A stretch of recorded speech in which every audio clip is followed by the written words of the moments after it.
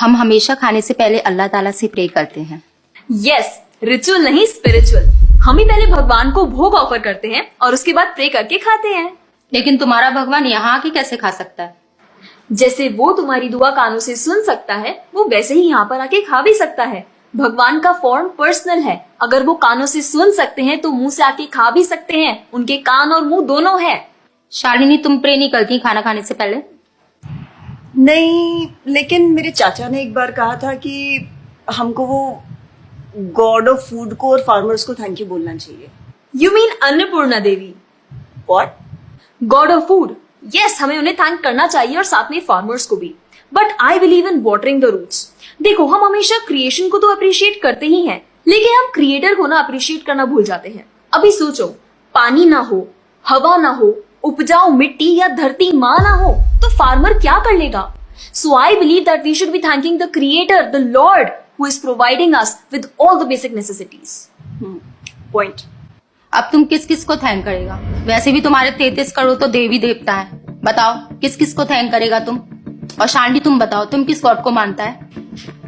मैं ऐसे किसी गॉड को नहीं मानती, लेकिन I think Shiva is a big god. See, I am very sorry, but आपने अपने वो बड़े भगवान का स्टोरी तो सुना होगा ना, जहाँ वो अपनी मरी हुई वाइफ को शोल्डर पर लेकर पूरे इंडिया का चक्कर लगा रहा है। अब तुम मुझे बताओ, जो गॉड अपनी वाइफ के मरने पे ऐसे कॉमन मैन की तरह रोता है, वो गॉड हो सकता है क्या? अच्छा, may be, I don't know much about the story, but he is very famous and north में तो राम जी भी बहुत फेमस है ना। उनका स्टोरी तो तुमको पता होगा ना, सबको पता है। उनकी वाइफ को रावण ले गया था। हाँ, पता है। अब तुम मुझे बताओ, वो गॉड है? वो अपनी वाइफ को भी अकेला नहीं बचा के ला सकता। उसको अपनी वाइफ को बचाने के लिए भी वानर सेना की हेल्प चाहिए, और उस वानरों को भी तुम पूछता है। I am sorry. और गीता, तुम कृष्ण को मानती हो, और वो तो हर लड़की के साथ रासलीला करते रहते थे। ऐसा कैसा कैरेक्टर है गॉड का जिसे हर लड़की से प्यार हो जाता है? और वो खुद डर के अपना जन्मस्थान छोड़कर चले गए थे। गॉड को कभी डर लगता है क्या? और जिसे खुद डर लग रहा है, वो तुम लोगों की हेल्प कैसे करेगा? शिट यार, this is so complicated and confusing. It is confusing because you are following the wrong path. It is very beautiful and sacred. I will show you the right path. Enough, Asifa. I know what you're trying to do. And Shalini, कुछ भी confusing नहीं है।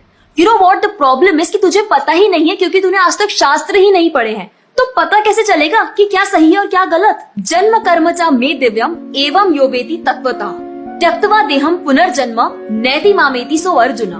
भगवान की लीलाओं को समझना इतना आसान नहीं है। उसके लिए शास्त्रों का अध्ययन करना पड़ता है, और वो भी एक प्रामाणिक गुरु के अंडर रह के उनकी शरण लेके। अब अगर तुमने शास्त्र पढ़े होते तो तुमको ये पता होता कि शिव जी ने जो इमोशंस उसमें दिखाए थे वो शोक नहीं, विरह था। विरह विरह दोनों सेम नहीं होते क्या? Let's start from the basics. शोक इज मेटीरियल एंड विरह इज स्पिरिचुअल। शोक ना दुख की अनुभूति कराता है, whereas जो विरह है उसमें जो सेपरेशन की फीलिंग होती है ना, वो सुख का अनुभव कराती है। भगवान भगवत गीता में ना शोक करने वाले व्यक्ति को मूर्ख बताते हैं। गतासुन अगतासुंश्च नानुशोचन्ति Pandita. A wise man never laments for the living nor for the dead. Bhagavad Gita chapter 2 text 11। अपनों की मौत पे आंसू बहाना शोक है, लेकिन वहीं रामायण देखते देखते जो आंसू निकले ना, वो विरह है, विरह। और ऐसे विरह से हमारा भगवान के प्रति प्रेम बढ़ता है। तो जिस तरह से शिव जी ने विरह को दिखाया था, उसी तरह राम जी भी सीता मैया के जाने के बाद विरह में भटकते हुए रो रहे थे। और यही नहीं, सीता देवी इतनी प्योर है ना कि उन्हें राम जी के अलावा कोई टच भी नहीं कर सकता था। रावण जिनको लेके गया था वो छाया सीता देवी थी।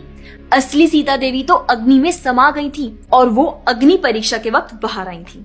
और आसिफा, तू क्या बोल रही थी? भगवान राम को अपनी पत्नी को बचाने के लिए वानरों की मदद लेनी पड़ी थी। I mean, God is all powerful, right? हाँ, I mean, वो अकेले भी तो मार सकते थे ना।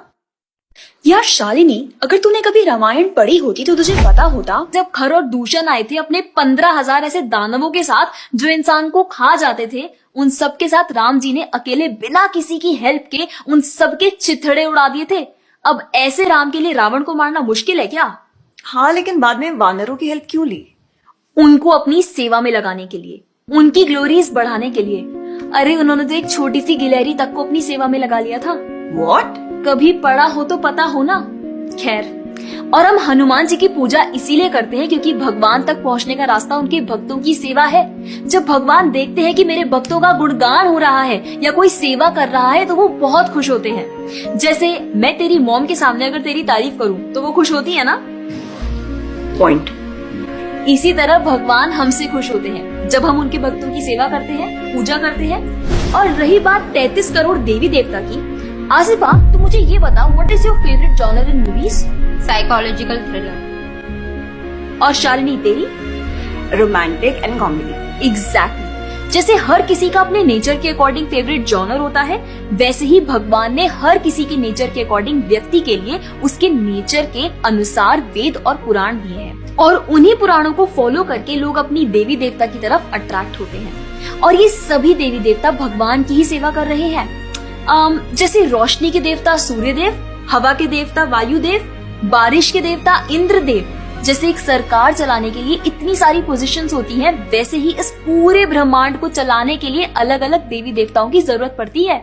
तो मतलब वो अपनी पोजीशन का मिसयूज करेंगे, किसी भी लड़की के साथ कुछ भी करेंगे, रास लीला करेंगे। Stop it Asifa, now you are crossing the line. तुझे पता ही क्या है कृष्ण के बारे में? जो लोग बोलते हैं कि कृष्ण करे तो रास लीला है, हम करे तो कैरेक्टर ढीला है, उनको बोलो पहले भागवतम पढ़ ले। ठीक रास लीला से पहले भगवान ने गोवर्धन उठाया था। उनको बोलो पहले जाके गोवर्धन पर्वत उठाए।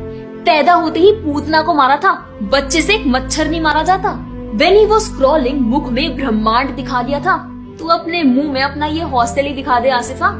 क्या तुम जानते हो द्वारका में भगवान श्री कृष्ण की 16,108 रानियां थी और सबके अलग अलग महल थे और हर एक महल में श्री कृष्ण सबके साथ होते थे एक ही समय पर। रोज सारी रानियां कृष्ण से खुश थीं और उन सब की जरूरतें कृष्णा पूरी करते थे। क्या किसी नॉर्मल से इंसान के लिए ये सब संभव है? आज के टाइम पे तो एक ही नहीं संभलती, लेकिन उस टाइम सारी रानियां एक दूसरे के साथ खुश थीं और उन्हें खुश कृष्ण रखते थे। क्यों? क्योंकि वो भगवान है। और रही बात ब्रज की गोपियों के साथ रास लीला करने की, तो इतना जान लो कि रास लीला के टाइम पर करोड़ों गोपियां थी और कृष्ण पूरे टाइम हर एक गोपी के साथ मौजूद थे और उनके साथ डांस कर रहे थे एक टाइम पे करोड़ों गोपियों के साथ। ये सब बहुत डीप लीला है और ये सब तभी पता चलेगी जब साधुओं के संग में रह के शास्त्रों को पढ़ा जाएगा। हवा में तीर चलाने से या सुनी सुनाई बातों पर यकीन करने से कुछ नहीं होने वाला। और रही बात अपने भक्तों को बचाने की, तो भगवान ने तो अपने भक्त परीक्षित महाराज को गर्भ में बचाया। 5 साल के प्रहलाद महाराज के लिए नरसिंह अवतार लेकर आए और उनको बचाया। यहाँ तक कि वो अपने गुरुदेव सांदीपनी मुनि के बेटे को मरने के बाद वापस लाए और उनको जिंदा किया। आई एम रियली इम्प्रेस्ड यार। हिंदू होते हुए भी मुझे ये फैक्ट्स पता ही नहीं थे। मेरे पेरेंट्स ने मुझे कभी इन सब चीजों के बारे में बताया ही नहीं। हाँ, पेरेंट्स की तो गलती है, लेकिन हम भी तो वही कर रहे हैं जो उन्होंने किया। We are not learning about our culture, not reading Ramayan, Mahabharat और भगवत गीता। आजकल तो ये सब कुछ रीड करना बहुत इजी भी है and everything is available on our phones. And the problem is that we don't want to learn. और इसीलिए हमें कोई कुछ भी बोलता है और हम उसे मान लेते हैं और अपने बिलीफ को चेंज करने के लिए रेडी हो जाते हैं।